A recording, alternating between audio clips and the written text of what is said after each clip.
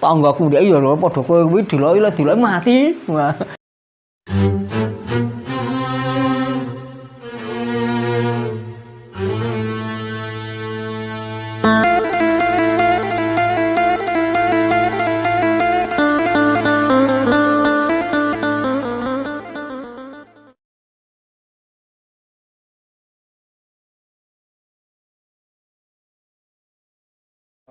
Wabarakatuh. Alhamdulillahirabbil alamin arsala rasulahu bil huda wa dinil haq liyudhhirahu 'ala dini kullih wa kafa billahi shahida.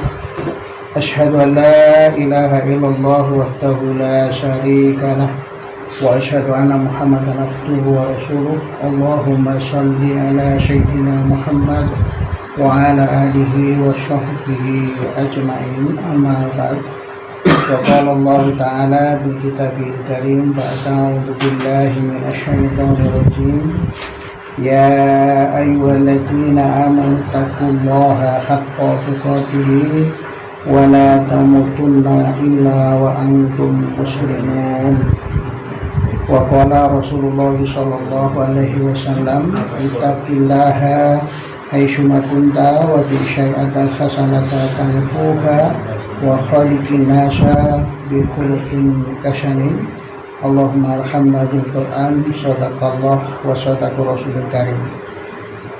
Para ikhwanuddin astagfirullah wa insyaallah dimuliakan oleh Allah Subhanahu wa taala.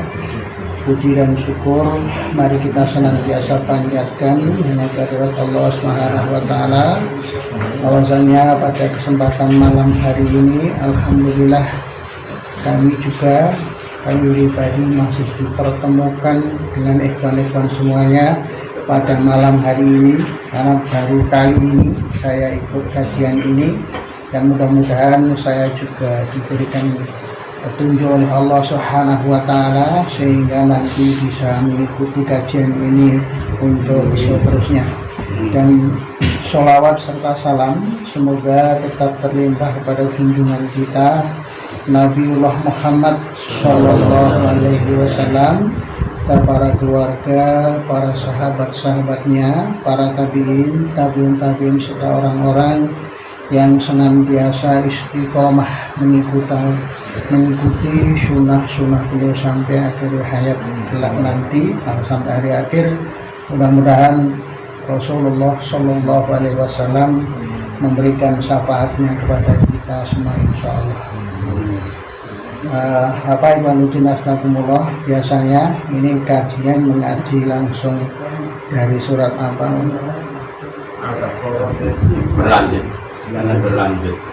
Berlanjut. Dari hari ini sampai akhir surat apa? Surat 260. Untuk itu mari kajian pada malam hari ini kita awali dulu dengan baca basmalah, kita lanjutkan Al-Fatihah dulu ya. Bismillahirrahmanirrahim. A'udzu billahi minasy syaithanir rajim.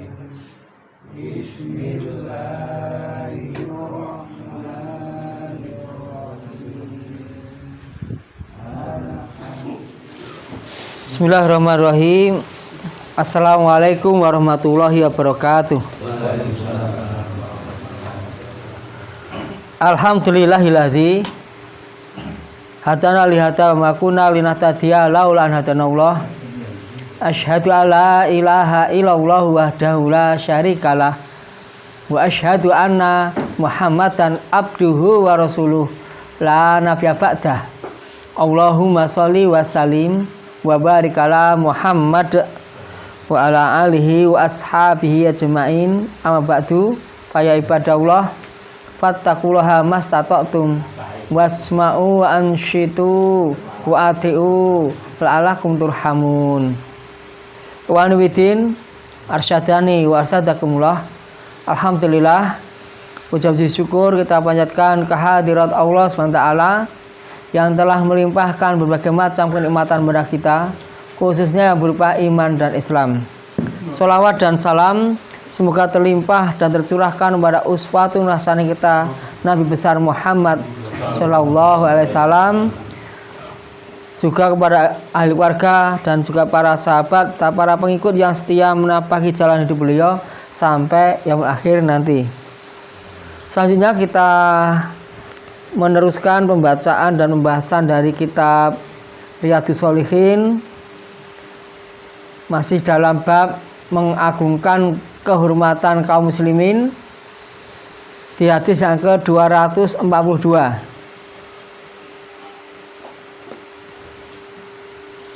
An Anasin radhiyallahu an, dari Anas, mudah-mudahan Allah meridhoinya,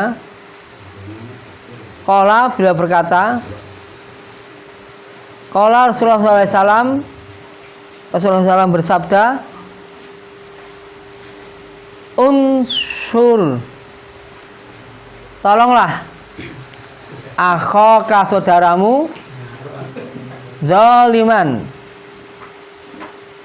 yang berbuat aniaya, atau mazluman, yang teraniaya. Faqala, maka berkata rajulun, seseorang, ya Rasulullah, wahai Rasulullah,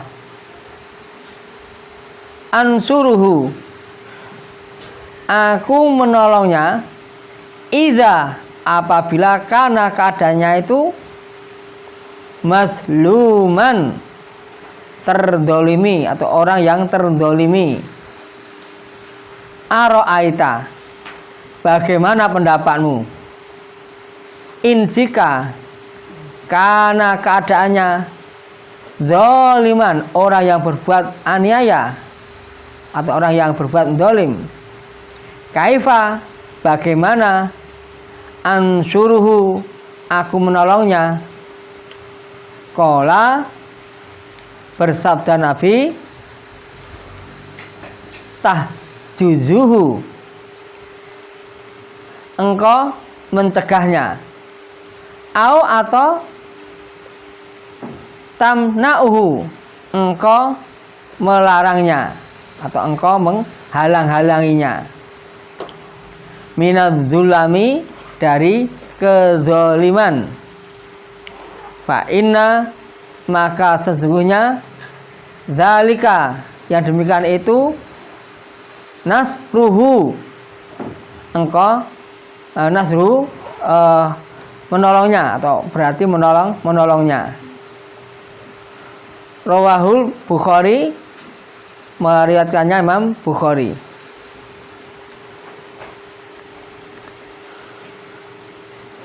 Ayunas, di dalam hadis ini diterangkan tentang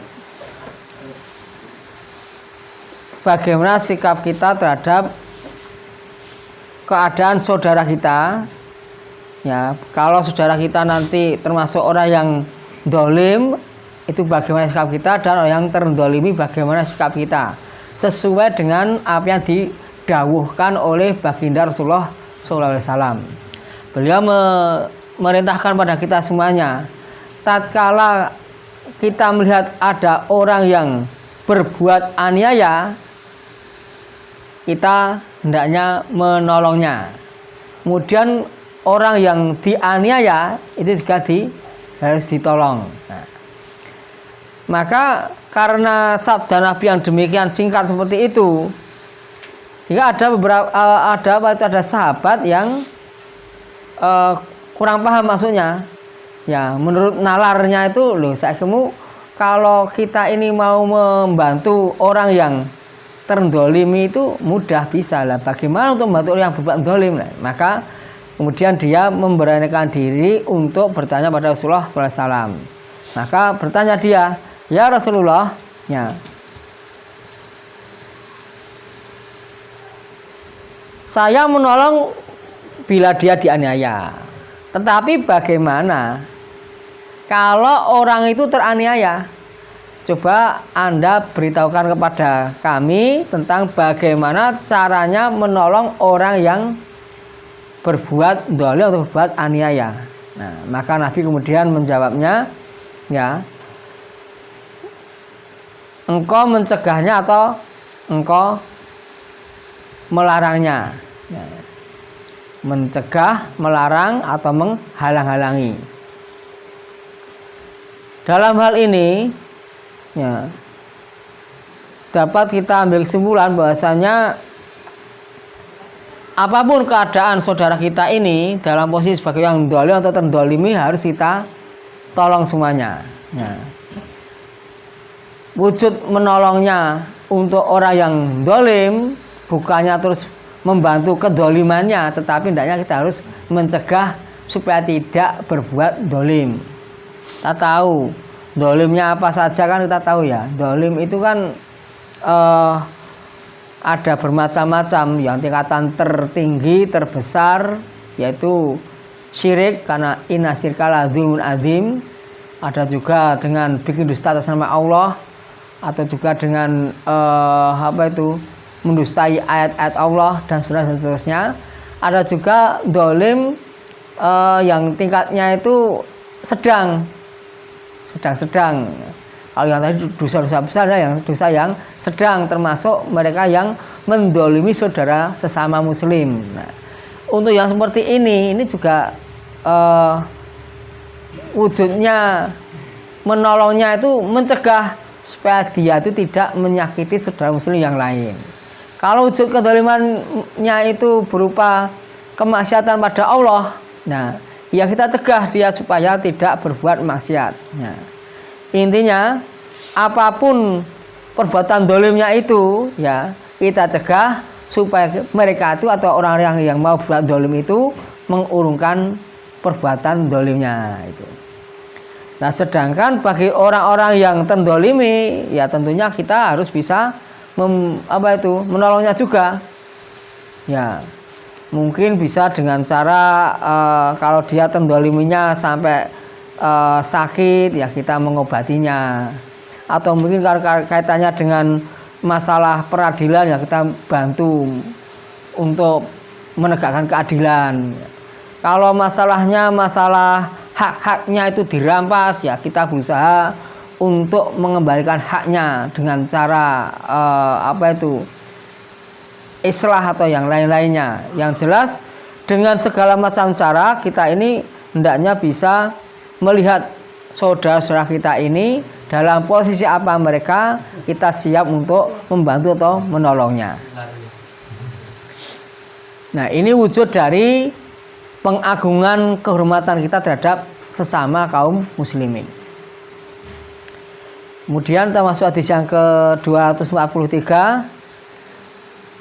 An Abu Hurairah, dari Abu Hurairah radhiyallahu anhu, mudah-mudahan Allah ridhonya, anna Rasulullah SAW qala, bahwasanya Rasulullah SAW bersabda, hakul muslimi, ya, hak seorang Islam alal muslimi atas orang Islam yang lain, khamsun, ada 5 perkara.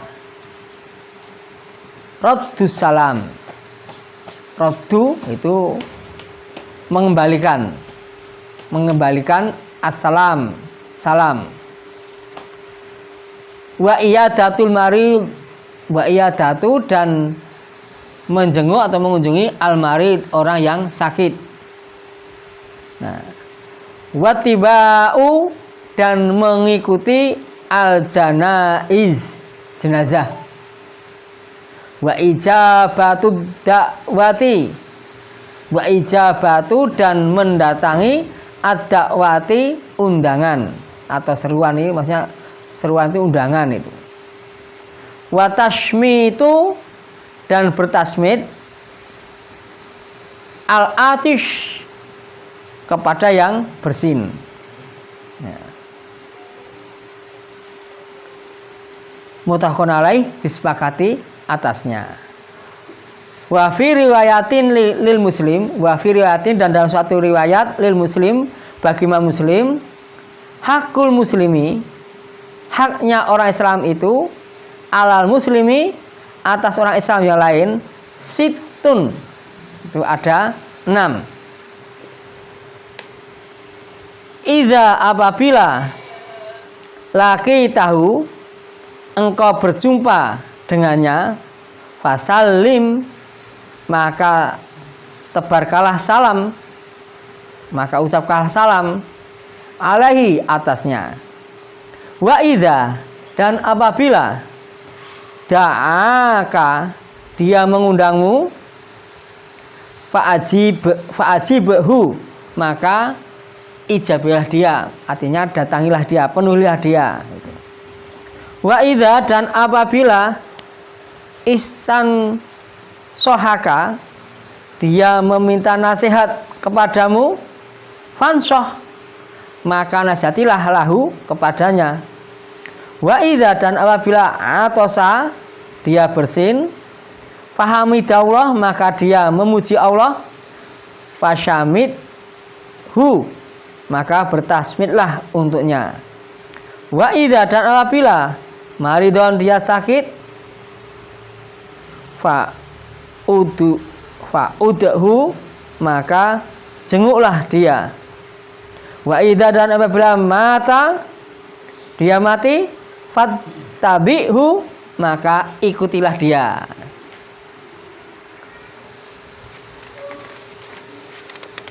Ikhwanuddin rahimakumullah, di dalam dua hadis ini ya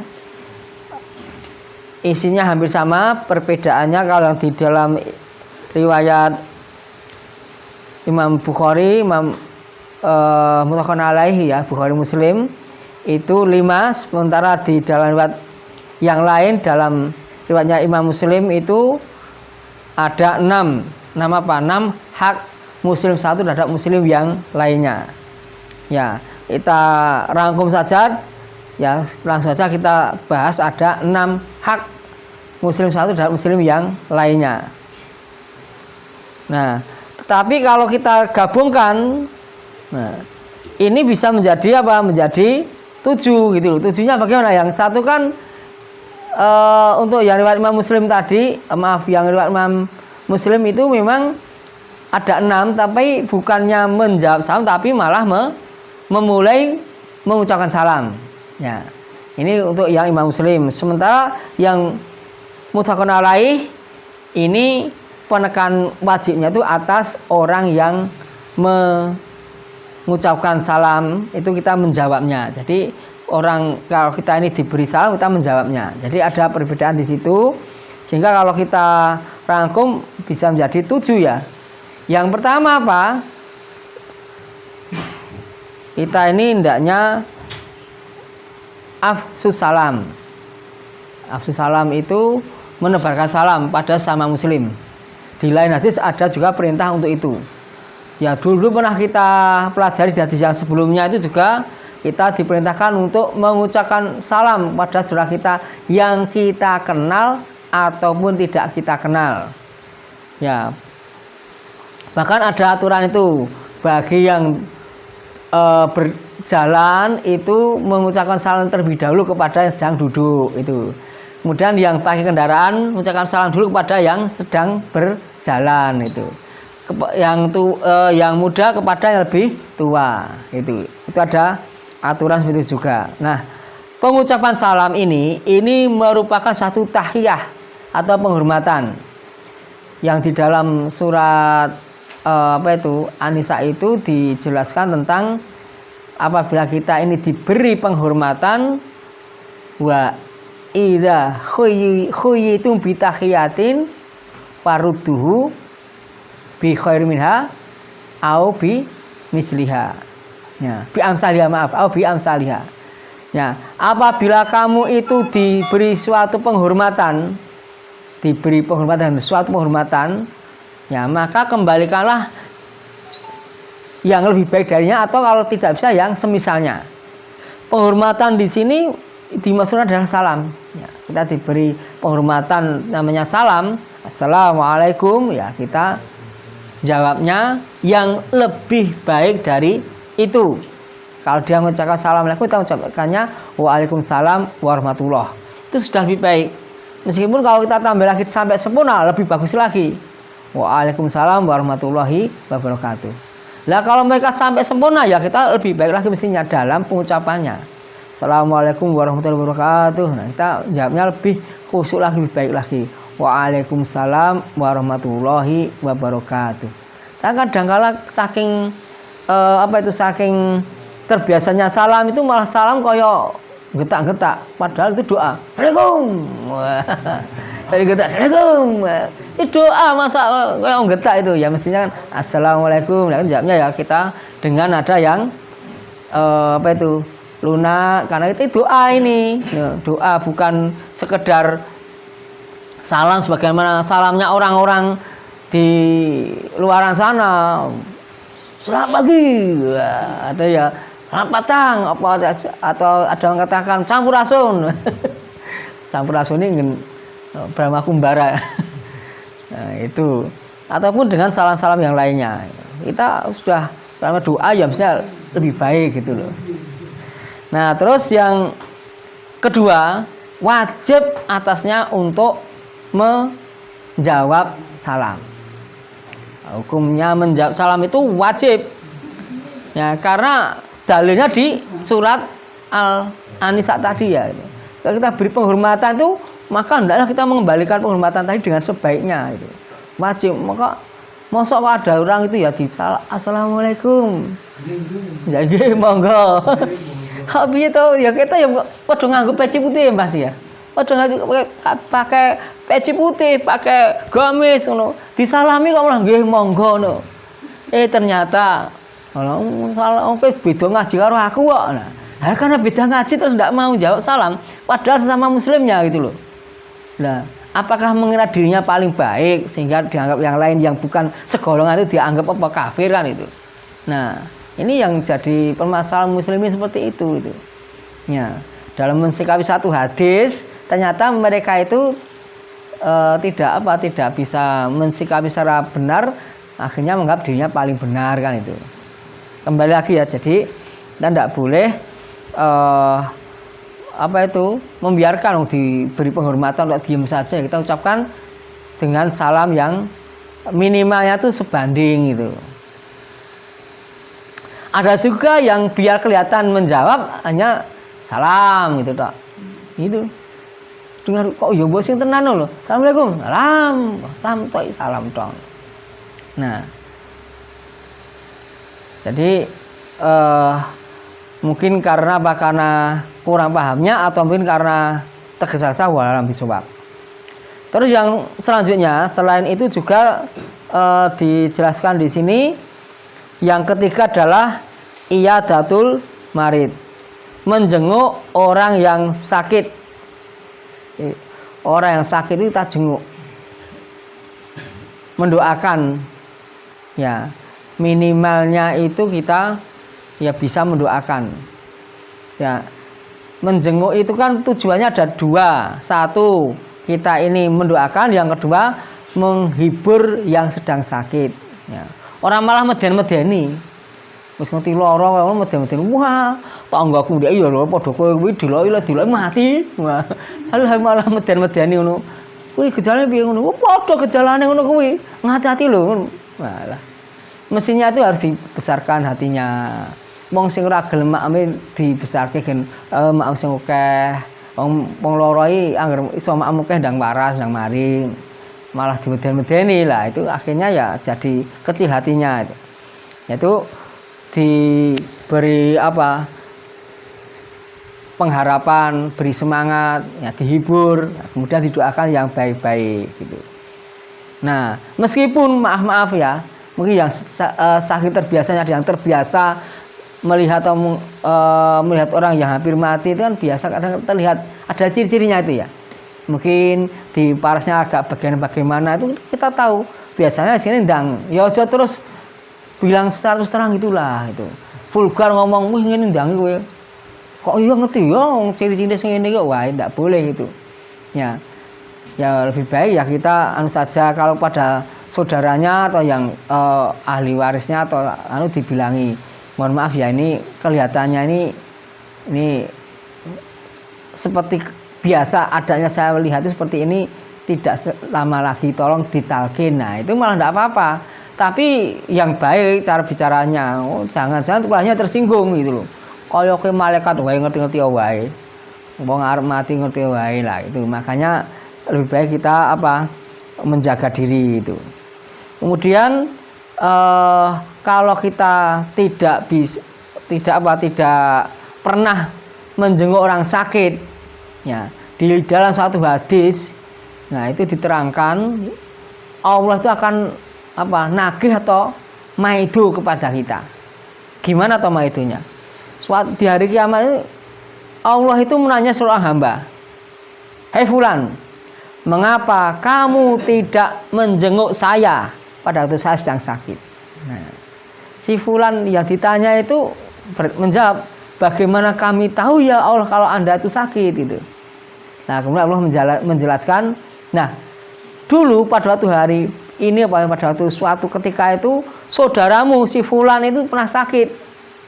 Kamu tidak pernah jenguk padanya, padahal aku saat itu sedang di sana.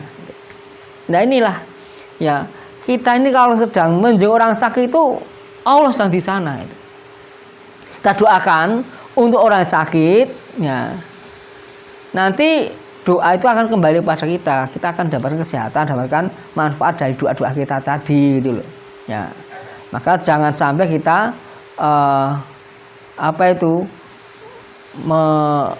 melewatkannya itu loh. Ya bahkan mohon maaf kalau ini ada dua acara double. Acara taklim itu sifatnya wajib.